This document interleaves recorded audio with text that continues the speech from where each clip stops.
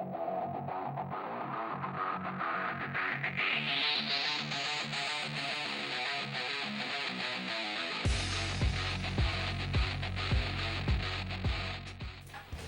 morning, Mustangs, and welcome to the Mustang News in the Morning. I'm Amber Lewis. And I'm Daniel Ramsel. So how do you guys feel about having 6 period days all week for the next school year?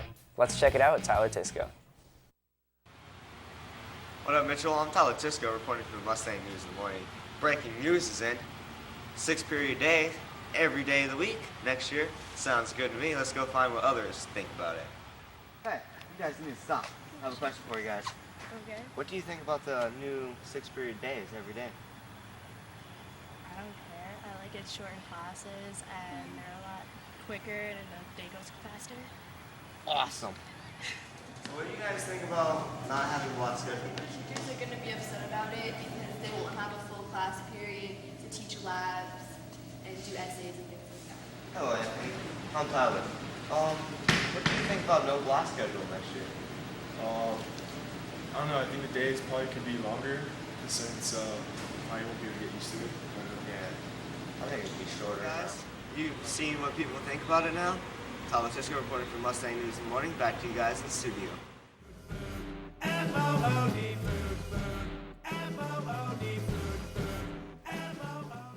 For lunch today, with the option of chicken tenders with yellow rice, garden vegetable salad, or a fish sandwich.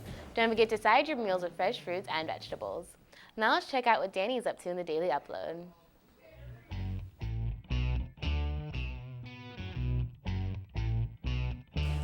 Today in random news, there was a high-speed chase spanning across 2 counties on California. A policeman in a U-Haul truck.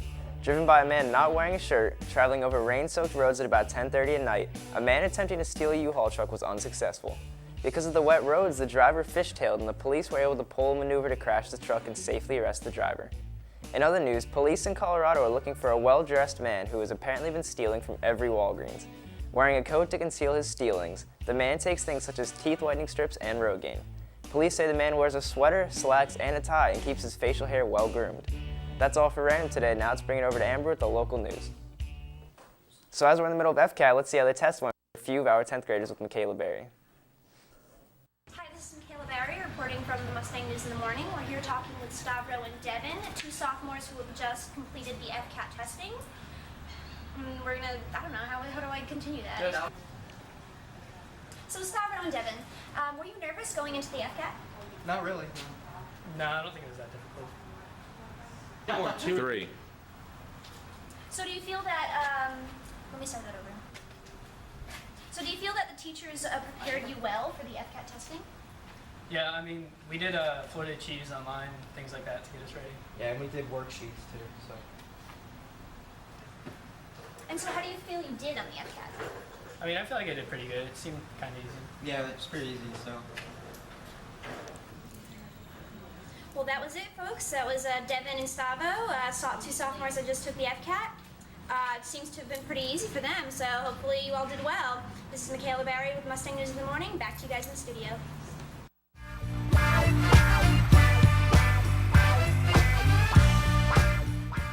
Today in local news, down in Tampa this Saturday, the Asia Fest will be taking place.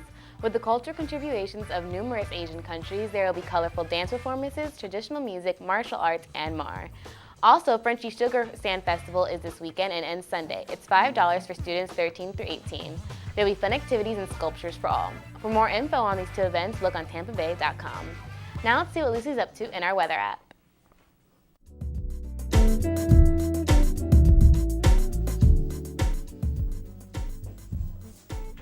Hey Mustangs, it's Lucy Argento here with this weekend's forecast. We've been rain-free all week, but that will come to an end on Sunday as there is a 20% chance of rain. The high on Saturday is 87 with a low of 69 degrees. It's going to be mostly sunny and it might have some small isolated showers. Sunday's high temperature will be at 86 degrees with a low of 67. Saturday, we are expecting a few nighttime storms, but it should be partly sunny out during the day. That's it for right now, so let's go see what Nico's up to at today's On Scene.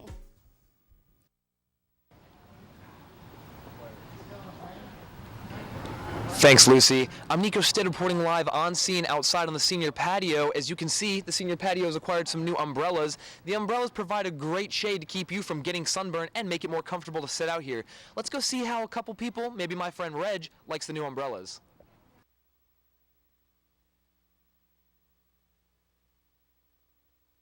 You're right, Reg. It is great outside now. I'm Nico Stead. Back to you guys in the studio.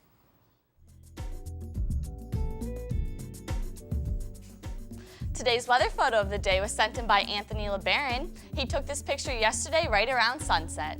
He was located in Ashley Lake, so thanks for the great photo, Anthony. Have a great weekend, everybody. Now over to Carly with the latest scores.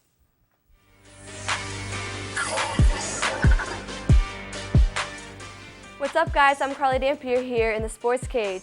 I know a lot of you guys watched the NFL draft last night, as I was too, and personally the NFL draft was a solid B+. We're talking a scale-busting 600 pounds at the outset Thursday night with offensive tackles Eric Fisher in Central Michigan and Luke Joeckel of Texas A&M. The first 7 picks were all linemen, 4 on offense, 3 on defense.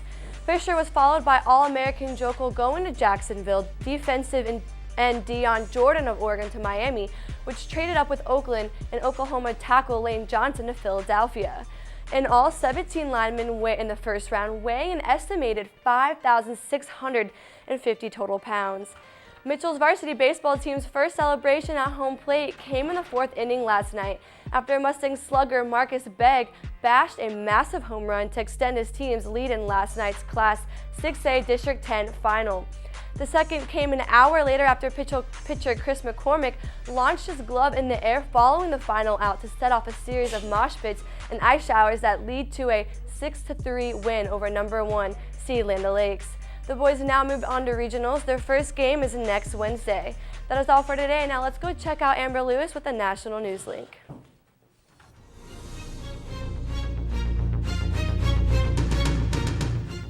Today in national news, the government said this morning that the surviving suspect of the Boston Marathon bombings, Tushar Tasnard, has been moved from the hospital to a federal prison. Tasnard's parents, both who believe that he's being framed, may not even be able to visit their son. Also, Attorney General Eric Holder may decide to seek the death penalty. Tasnard told investigators that he, along with his brother, were motivated by a desire to defend Islam after the Americans led wars in Iraq and Afghanistan. In other news, at the Tampa Women's Club charity event, organizers put cheap $10 diamonds into 399 champagne glasses, while the 400th glass actually contained a $5,000 diamond. The prize jewel was resting at the bottom of 80-year-old Mariam Tucker's glass when she accidentally swallowed it. During a colonoscopy, she did have a doctor recover the jewel. Now over to the Daily Blog with Danny Ramsland.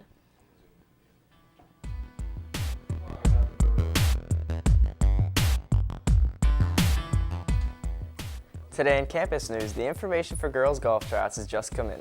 Tryouts will be August 12th at the Heritage Springs Country Club, but packets can be picked up from the front office. For all of you freshmen, this week is FCAT week, so prepare and succeed on your test to benefit our school. Also, Into the Woods, presented by the Theater and Band departments, will be playing May 2nd through the 5th. Thursday through Saturday, the showtime will be at 7:30 and Sunday at 2 p.m. Preferred seating is $15 and general seating is $10, but $12 on the day of the show. Now over to Lauren McClish on the upcoming end-of-course exams. Hi Mustangs, I'm Laura McClish and I'm here with Brian Powers, who is getting ready to take the end of course exams. Brian, are you ready for these exams? Yeah, my teachers have been preparing me all year for them, and I feel like they've done a really good job. So Brian, what kinds of things are you guys doing in class to prepare for these exams?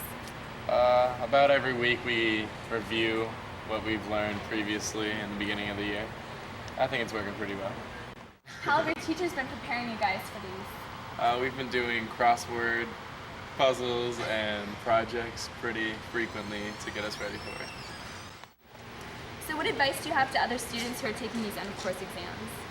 Make sure you study, pay attention in class, and do all your work. All right, well thank you so much, Brian. This is Laura McClish reporting for the Mustang News in the Morning. Back to you guys in the studio. Remember, if your third period class is doing any interesting projects, labs, or activities, please let us know so that we can send out Nate and Nico to capture the moment. Thank you for tuning in to the Mustang News in the Morning. I'm Amber Lewis. And I'm Danny Ramsland. Have a frisky Friday and a great weekend.